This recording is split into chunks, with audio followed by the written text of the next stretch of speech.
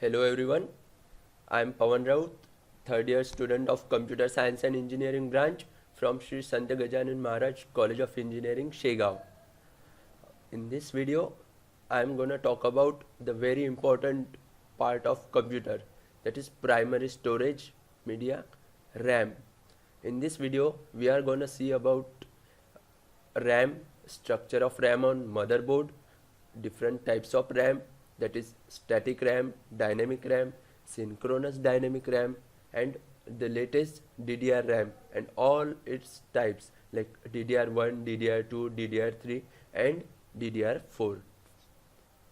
So first of all, introduction to computer RAM. RAM stands for random access memory. RAM is a form of computer data storage which stores frequently used program instructions to increase the general speed of a system. A random access memory device allows data items to be read or written in almost the same amount of time irrespective of the physical location of the data inside the memory. In contrast with the other direct access data storage media such as hard disk, DVDs, and other magnetic tapes, the time required to read and write data items varies significantly depending on their physical location. Now, structure of RAM on motherboard. RAM is stored on the motherboard in the form of modules that are called DIMMs. DIMM stands for dual inline memory module. A DIMM is a dual inline memory module because it has two independent rows of these pins on each side. A DIMM memory module has either 168, 184, 240 or 288 pins, and then the RAM is installed on motherboard in memory slots. A motherboard can have various number of memory slots. The average motherboard will have between 2 and 4 of them. In order for the data or program to run on a computer, it needs to be loaded into RAM first. So the data or program is first stored on the hard drive, then from the hard drive it is loaded into RAM, and once it is loaded into RAM, CPU can now access the data or run the program.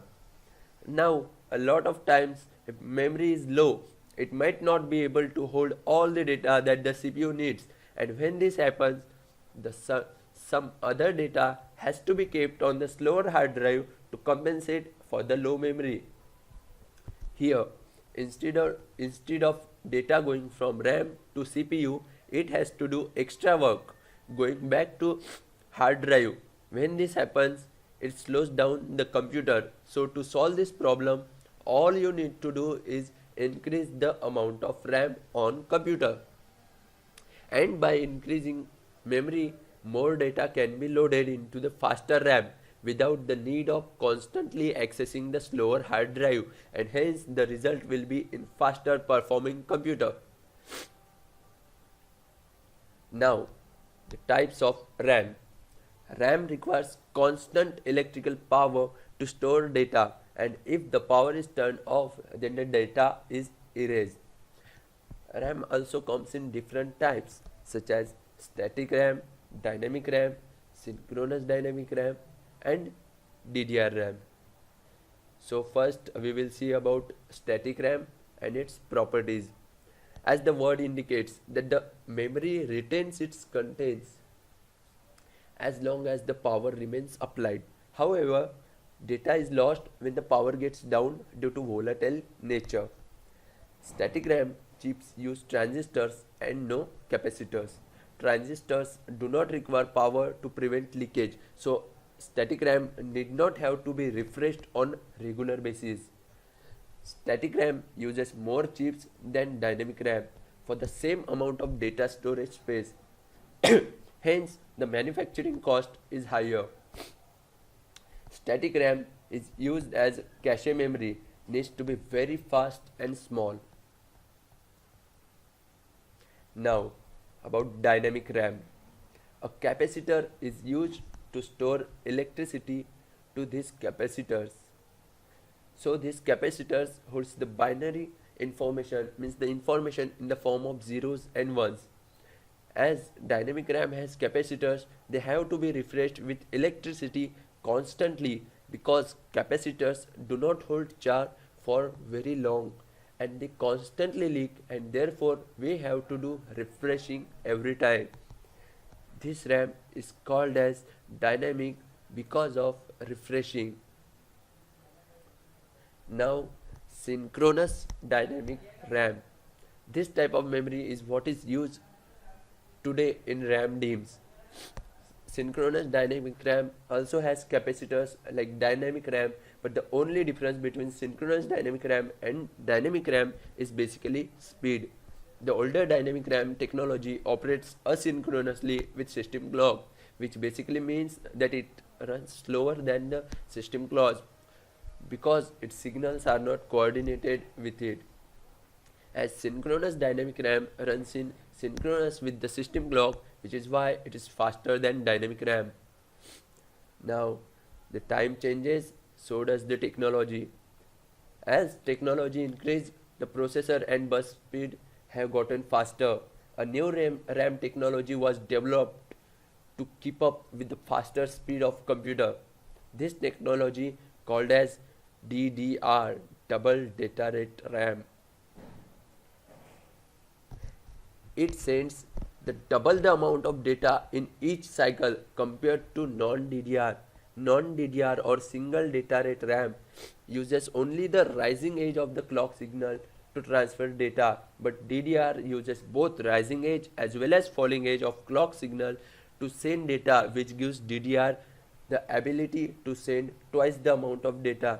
As you can see here, SDRAM only sending when the edge is rising edge, but DDR sending both the times when falling edge as well as in rising edge. That's why DDR is able to send twice the amount of data in same time.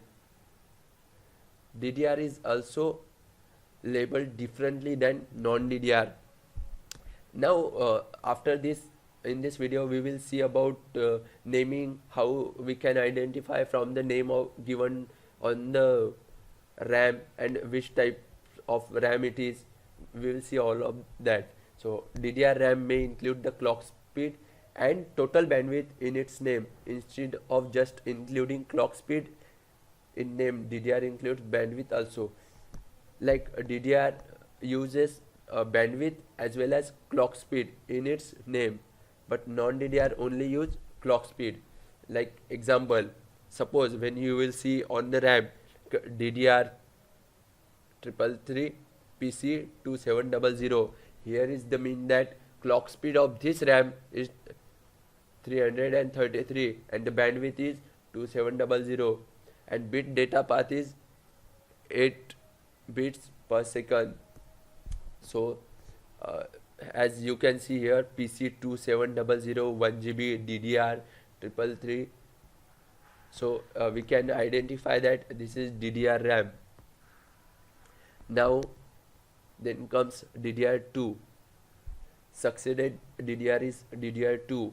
DDR2 is faster than DDR because it allows for higher bus speed and effectively sends twice the amount of data than DDR, and it also uses less power than DDR. And our DDR DIMM has 240 pins and DDR has only 184 pins. Example, DDR2 800 PC2 6400. When you will see this name on the RAM, then you can identify that RAM is DDR2. The clock speed is 800 and the bandwidth is 6400. Now DDR3. DDR3 is twice as fast as DDR2. It also uses less power than DDR2. DDR3 also has 240 pins just like DDR2, but notches in DIMMs are in different places, so you can't put DDR3 DIMM into a RAM slot made for DDR2. motherboards are made to support certain type of memory, so you can't mix DDR1, DDR2, DDR3 or DDR4 on the same motherboard. So example of DDR3 RAM, as you can see, DDR3 1600 PC3 12800. Here the clock speed is 1600 and bandwidth is 12800. You can see here PC3 12800. Then you can identify that that particular RAM is of DDR3 type. Then it comes DDR4, the latest technology in RAM. Fourth generation of DDR is DRAM is DDR4. DDR4 DIMMs have 288 pins and it also uses less power. DDR4 also offers a higher range of speed than DDR3, and this is name of DDR4, and you can see the bandwidth. You can identify that RAM is DDR4. Then comparison of RAM, as we have seen that how RAMs are developed and how technology has got increased.